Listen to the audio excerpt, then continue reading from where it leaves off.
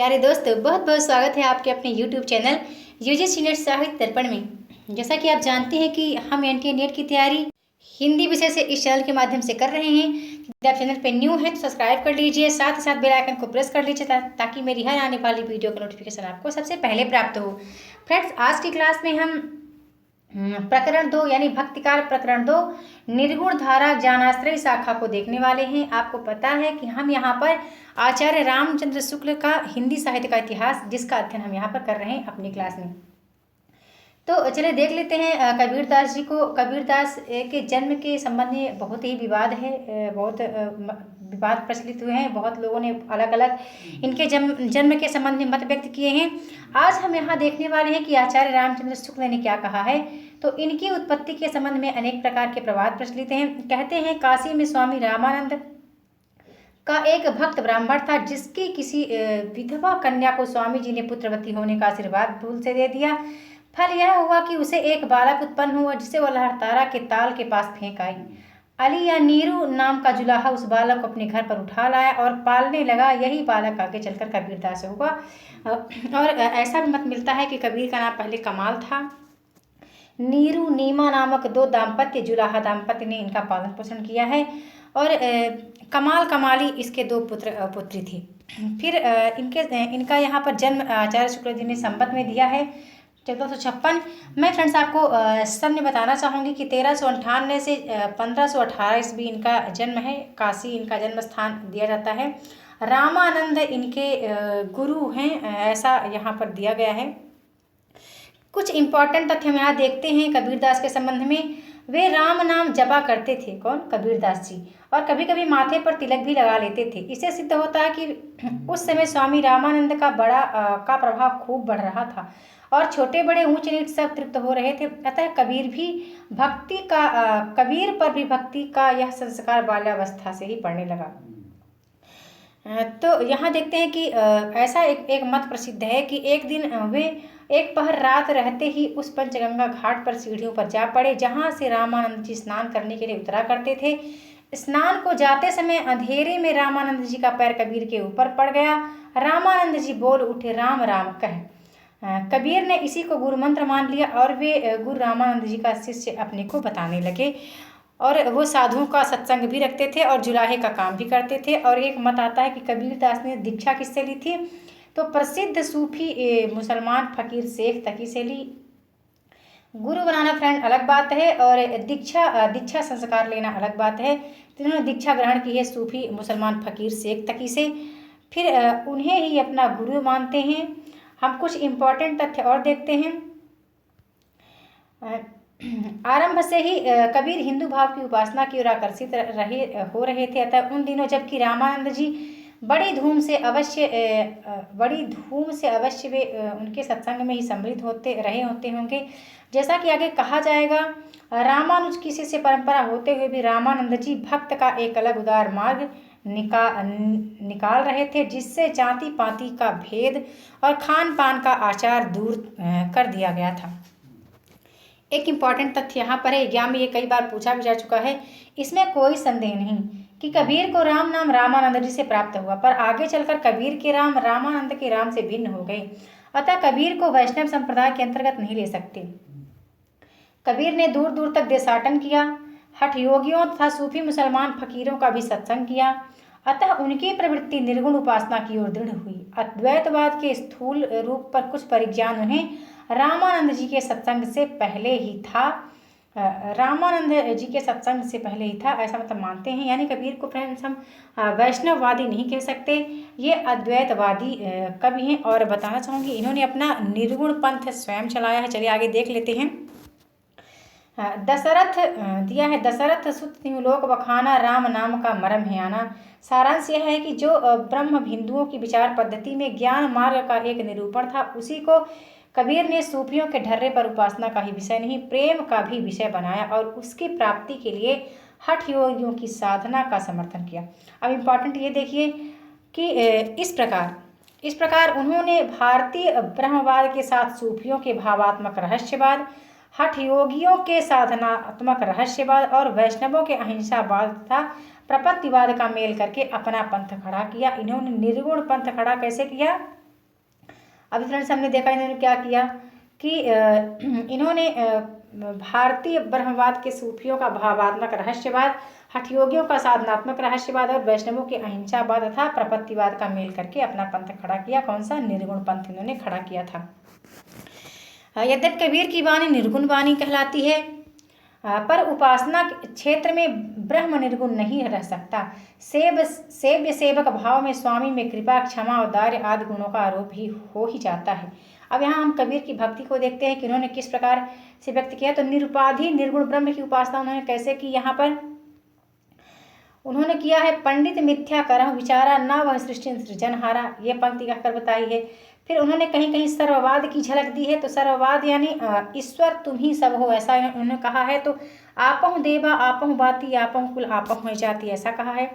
फिर देखिए सोपाधि ईश्वर के लिए क्या कहा उन्होंने, साई के सब जीव हैं केरी कुंचर दो। तो पहले उन्होंने निरुपाधि के लिए बोला, फिर वो सर्ववाद की झलक दिखाते हैं, फिर सोपाधि ईश्वर की का वर्णन इस प्रकार करते हैं। फिर यहाँ पर कुछ तथ्य दिए गए हैं फ्रेंड्स की सारांश है कि कबीर में ज्ञान मार्गी की जहाँ तक बातें हैं वे सब हिंदू शास्त्रों की ही हैं, जिनका संचय उन्होंने रामानंद जी के उपदेश से किया है। माया, जीव, ब्रह्म, तत्वमसि, आठ मैथुन, त्रिकुटी, छह रिपु इत्यादि शब्दों का परिचय उन्हें अध्ययन द्वारा नहीं सत्संग द्वारा ही हुआ, क्योंकि वे जैसा कि प्रसिद्ध हैं वो पढ़े लिखे नहीं थे। और उन्होंने अपने संबंध में कहा भी है कि मसी कागज छुओ नहीं, कलम गही नहीं हाथ। वो ऐसा स्वयं खुद व्यक्त करते हैं कि फिर ये तो इम्पॉर्टेंट, एक इम्पॉर्टेंट पंक्ति ये है कि गहना एक कनक ते गहना, इन मह भावन दूजा, कहन सुनन को दुई करी थापिन, एक निमाज एक पूजा। और फ्रेंड्स एक ये पंक्ति आती है, बहुत ही इम्पॉर्टेंट है। तो ये जो यहाँ पर चंद, सूर, नाद, बिंदु, अमृत जो भी शब्द लिए गए हैं तो कहाँ से लिए गए हैं?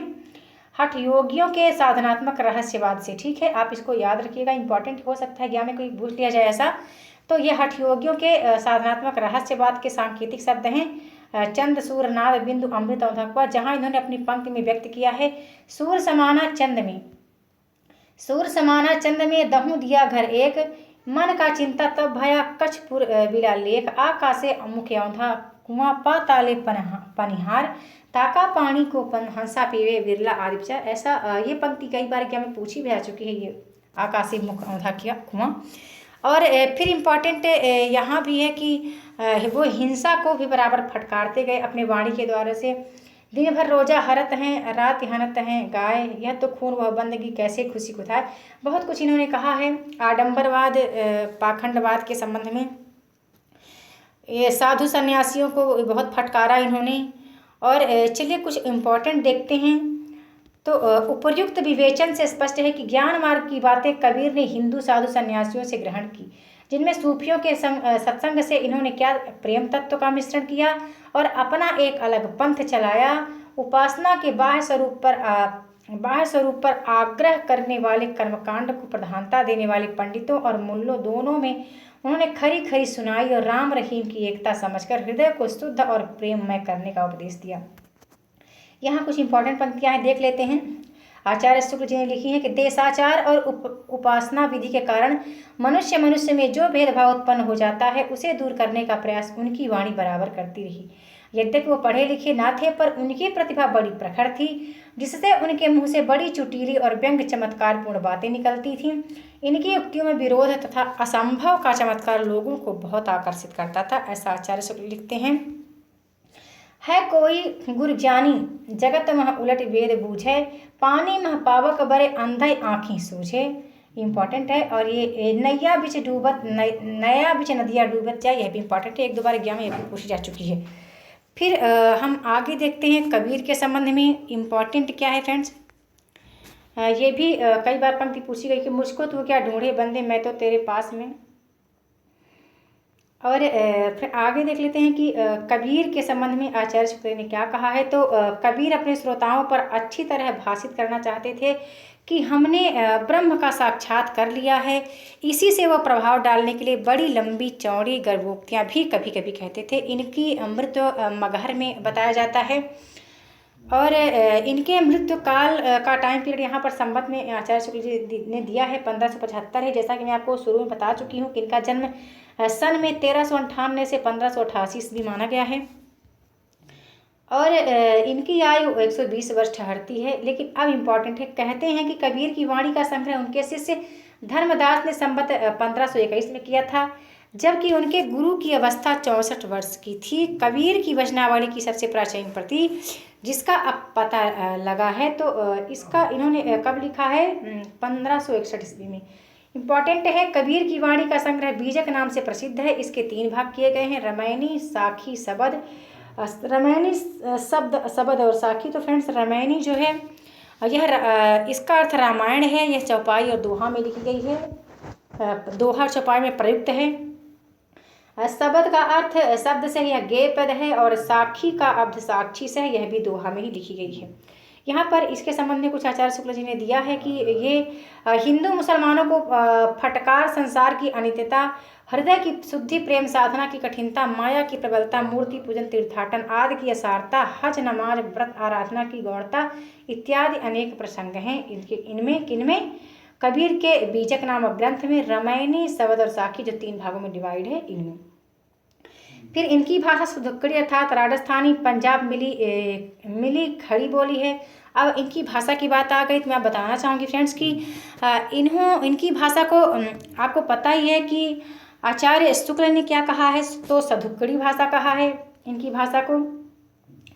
फिर पंचमेल खिचड़ी किसने कहा है, पंजाबी, राजस्थानी, ब्रज, कई भाषाएं, 5 भाषाओं का मिश्रण है। तो पंचमेल खिचड़ी किसने कहा है, श्याम सुंदर दास ने। हजारी प्रसाद द्विवेदी ने भाषा का डिटेक्टर कहा है कबीर दास जी को, जो कि इम्पॉर्टेंट है, एग्जाम में फ्रेंड्स कई बार पूछा भी जाता है। तो ये हो गई कबीर के संबंध में कुछ महत्वपूर्ण तथ्य जो आचार्य शुक्ल ने लिखे हैं। फिर यहाँ पर वही साखी, रामायणी के शब्द दिए गए हैं, जो मैंने अभी बता दी हूँ कि कौन से किस भाषा में लिखे गए हैं। फिर एक और इम्पॉर्टेंट तथ्य कबीर के संबंध में कि भाषा बहुत परिष्कृत और परिमार्जित न होने पर भी कबीर की उक्तियों में कहीं कहीं विलक्षण है। ये इंपॉर्टेंट है, एग्जाम में फ्रेंड्स से कई बार पूछा भी जा चुका है। कहीं कहीं विलक्षण है, विलक्षण प्रभाव और चमत्कार है, उनमें प्रतिभा उनमें बड़ी प्रखर थी, इसमें संदेह नहीं। ये इंपॉर्टेंट है, एग्जाम में कई बार पूछा जा चुका है। तो आज हम यहाँ कबीर के संबंध में कुछ महत्वपूर्ण तथ्य देखे हैं। नेक्स्ट संत कवियों में, निर्गुण संत कवियों में आते हैं, जिनका अध्ययन हम नेक्स्ट वीडियो में फ्रेंड्स करेंगे। दादू दयाल आते हैं, मलूक दास हैं, सुंदर दास हैं, अक्षर अनन्य, ये संत कवियों के जिनका अध्ययन यहाँ आचार्य शुक्ल जी ने अपनी पुस्तक में लिया है। तो इनका अध्ययन हम जल्द ही देखेंगे। तो फ्रेंड्स, आज की वीडियो में बस इतना ही। वीडियो आपको कैसी लगी कमेंट करके ज़रूर बताना, और वीडियो देखने के लिए बहुत बहुत धन्यवाद।